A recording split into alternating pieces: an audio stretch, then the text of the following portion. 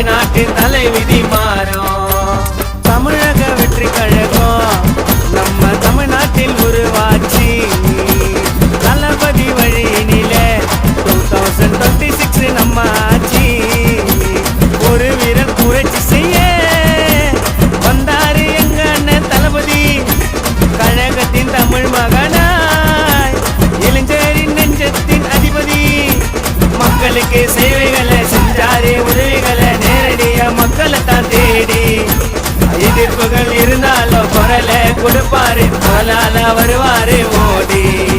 தமிழக வெற்றி கழகம் நம்ம தமிழ்நாட்டில் உருவாச்சு. தளபதி வழியினில 2026 நம்ம ஆட்சி.